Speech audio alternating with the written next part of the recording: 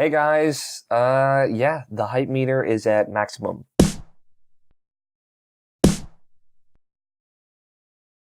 So, Alex O'Neill here. If you don't know, I talk about video games and this thing that I call Alex Talks. And I do it on Fridays, which is today, and Tuesdays, which is a few days from now. So, Alex Talks, I sit here, I talk about video games, and, yeah, you can read my stuff at irrationalpassions.com and on the Twitters, which I put down here. So, I want to talk about E3 hype. First, I know, my hair, it's all gone. I'm not a big fan of this haircut. I'm going to put it out there. It's a little too short for my taste, but I'm going to Florida in a little bit, so I don't want to just be dripping in sweat. I was recording a podcast on Wednesday, our Mario Kart 8 Hypecast, which I'll put a link in the description below. And I'm just like dripping in sweat. I don't even know why. And that whole thing, I'm way hotter than I need to be, ladies. I want to talk about E3 today. I'm not quite ready to talk about what I think is going to happen or whatnot, but yeah, I'm getting the excitement, man. It's pumping through me. So to put a few things out there for those who don't know me too well, I write for a website. I'm still small time. I've never been to E3. I've never covered E3 on site. But E3 is my Xbox is freaking out. Xbox, turn off.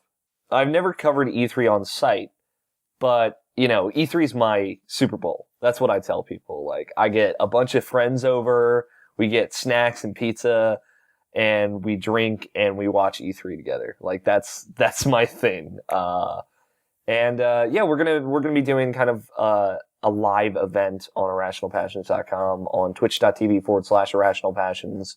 We're just gonna be, basically, we'll have it set up so, you'll be able to see the E3 press conferences, like in a large video form. We're gonna be pulling the video probably from, game trailers because they do really good content over there and it's easy to pull there. So you'll be able to watch E3. And then there will be a second camera with all of us, all 6 of the Irrational Passioneers, gathered in one sweaty room together, just kind of watching it. And then we will watch it together. We'll have a microphone set up. You'll be able to hear and watch the live stream. And you'll also be able to hear us and hear our commentary as the news is being unveiled and announced. It's like a companion stream, except we'll also be streaming the actual stream. So, it's fun. Some people have watched E3 with us before, and they said it's always fun. But we'll be archiving those videos as well, so you can see our ridiculous reactions as they happen. One of the most popular videos on this channel is my reaction to when Kingdom Hearts 3 was announced last year, which I just couldn't handle it. But, the thing is, with E3, when I watch it, I get full hype, My reactions are always over the top at E3 because everything is always awesome. It's like Christmas for me. I just get really excited no matter what happens. And even though, like, maybe in reality I would have a much more metered reaction that's like, oh, that's super cool, I'm excited. Instead, I'm just sitting there going, ah! But that's just because it's the environment. It's the room I'm in. It's the sensation of watching something on a big press conference stage or just seeing something like that. On those few sets of days, it just gets my blood pumping. But yeah, it's Ubisoft, Microsoft, EA, Sony, and even Nintendo for whatever they're doing. They've all announced times and we're all set up. We're ready. So we're going to be starting that live stream event, twitch.tv/irrationalpassions on 12:30 p.m. Eastern on, Monday, June 9th. That's when Microsoft starts. We'll be starting a little bit before then so we can kind of do a pre-show and discuss what we think is going to happen before each press conference. But yeah, I'm really excited. I'm in an excited mood. I'm in a good mood anytime leading up to E3. It's all about video games, right? And as I talk about cynicism and being down on stuff here, and this is kind of where I vent about all this stuff. But like I said on Tuesday, on my bonus talks on Tuesday, just like Microsoft is primed and ready to just blow us all out of the water, which is super exciting. They've kind of leveled the playing field as far as services, price, everything. Maybe on the technical front, they're still weak, but I have a feeling that they're gonna, show us that doesn't matter for their games. And hopefully, that's all I can hope is that. But, it's just really exciting to, have, it's all out war between, Microsoft, Sony, and Nintendo. Less so on Nintendo front because they pretty much put themselves in their own camp now. But it just means that the companies will be trying very hard to one-up each other, which usually provides the most entertainment. And for us, that's just always a good thing because that means they'll be making risque announcements or crazy announcements like Kingdom Hearts 3, for example. So, something to be excited about. I'm excited. I always get excited this time of year. I think maybe next week or the week after I'll do my E3 predictions and I'll tell you guys what I think. I'm gonna see if I can actually write them up and have something educated and not ridiculous. But Microsoft just announced Halo 5, or they officially announced it, Halo 5 Guardians, and that's next year, next fall.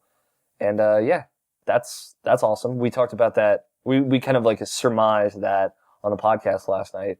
But that means they might be showing it off. It might not be this year, but hopefully Microsoft has something cool for this year. Their press conference is called Game On. So maybe they've got something good to show. All right, let's talk about articles this week. I read a lot of good stuff. I'm going to highlight the best, I think. I've already talked to the ends of the earth about Ben Kuchera's amazing piece about the Xbox One and how taking the Kinect is their best shot at taking down Sony. So that's not gonna be my article of the week this week, but you should read it. It is very good. Patrick Klepek actually put something together based on what he had done at E3, or not E3, excuse me, PAX East. And yeah, it's Patrick Klepek is one, I'll say, if you are aspiring to be a video game journalist, let Patrick Klepek be your kind of evangelist. Let him be your hero for this, your goal, because he is as close to a journalist in the video game environment as you can get, I think. He is literally endlessly inspiring to me as a writer. I consider myself kind of a writer or enthusiast press or critic or reviewer, whatever you want to call it. I wouldn't go so far as to call myself a journalist. I'm not out there looking for scoops or doing really constructive interviews or long form pieces and features about building games. I wouldn't go that far for myself, but Klepek is amazing. He is one, an incredibly nice person, two, unendingly supportive of people who just get so much bullshit on the internet, and three, he is extremely smart and works the game like it's a real journalism, like it's really journalism. He treats it as such, and he gets the kind of news and features and like pieces that are actual journalism. So he deserves all of the unending praise that he kind of gets around the internet. But he wrote something up based on kind of the panel that he did at PAX East 2014. The talk was called "Why the Internet Jerks Aren't Going to Win and You Can Help." So he kind of wrote something up on his Tumblr, basically summarizing that. He did it with Zoe Quinn, who made the game Depression Quest, which is along the same lines. And Patrick Klepek he's been kind of outspoken about all of the shit he gets as someone who is visible in the games industry, as a visible writer in the games industry. I mean, it goes both ways for developers and writers, but just from his perspective, that's where he's been kind of illustrating his points and what he gets, what like the messages he receives and the horrible things people say to him. And he calls them out. He will put their names out there, and be like, like, hey, don't be this. This is what, people do this because they're cowards or because they feel like they can hide behind a message board or because they have so much pent up aggression and emotions that they just kind of feel like they can torrent it on the internet and not have any kind of, reprimand. So this piece that he kind of wrote up, I guess was kind of inspired by the slides that he had presented at the PAX East talk. So it's really good. It breaks down some messages that he's gotten or he's seen, as well as a bunch of other things, and it's very insightful if you have ever received scorn on the internet, I think you should read it. It's very inspiring to that. Like, hey, it sucks that people can just do this to anyone out there on the internet, or anyone that is, brave enough to kind of step out and be a public figure, whether it be through Twitter, Facebook, or any other social media, or just in reality. They'll get letters and shit too past that. So he steps up and talks about that. It's super well written. It's just incredibly insightful. Please read it. The link to it will be in the description below. So it's very interesting. It's a good read. It's a little long, but I think it'll be worth your time. So check it out. But that's it. That's all I got for today. I hope you guys are excited about E3. If you're excited, tweet at me, and tell me what you think's going to happen, what the craziest thing's going to be, or what you're most excited for. I would love to know, and I'll talk to you about it on the Twitters, because I love the Twitters. Until then, check out irrationalpassions.com, because that is where I am based from. That's where I'm still writing frequently until I get this freelance thing going. And check out all the awesome stuff there that not only I do, but my incredible team of writers does. Check out a new podcast that I started. It is now available. It's called Roommates. I've done it before. I kind of started it as a pet project to see if it would work. And then we had to stop it for a bunch of stupid personal reasons. But we have rebooted it with a new cast, and I am super proud of it. It's horribly offensive, not about video games at all, and it's just kind of like a stupid comedy-esque show. Go give it a check out. It's going to be on irrationalpassions.com by the time you see this, and you can get it at roommates.podbean.com as well. It's a silly little podcast about three friends being horribly offensive, and apparently some people like it, and that's super exciting for me. But if you could check it out, that'd be great. It's a pet project, kind of like something I'm doing on the side bi-monthly, and it's really fun. It's tons and tons of fun. So check it out. I should have said bi-weekly, by the way. Other than that, subscribe here. Check out Irrational Passions podcast, irrationalpassions.com.